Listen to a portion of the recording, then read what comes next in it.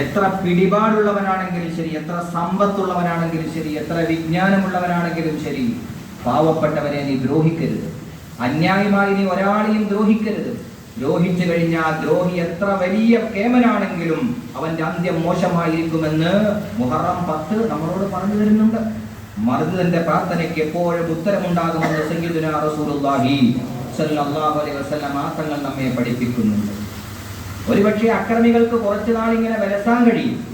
നമ്മളൊരാൾ ദ്രോഹിച്ചാൽ, നമ്മളൊരാൾ ആക്രമിച്ചാൽ, നമുക്ക് തരാനുള്ളത് പിടിച്ചു വെച്ചാൽ, നമ്മളെ വഞ്ചിച്ചാൽ, നമ്മളെ ക്രൂശിക്കപ്പെട്ടാൽ, നമുക്കെതിരെ അപവാദം ഉന്നയിച്ചാൽ, നമ്മുടെ കുടുംബത്തിലെ ഇസ്സത്തിനെ, അഭിമാനത്തെ ക്ഷതമേൽപ്പിക്കപ്പെട്ടാൽ ഒരു കുഴപ്പമില്ല. ഏൽപ്പിക്കപ്പെടുന്ന വ്യക്തിക്ക്, ഏൽപ്പിക്കുന്നവന്, ആ ദ്രോഹിക്ക് കുറെ നാളിങ്ങനെ സുഖമായി കഴിയാൻ കഴിയും. അതിലൊന്നും ഒരു വിഷയമില്ല. ഇവിടെ അവനിങ്ങനെ ജീവിക്കും.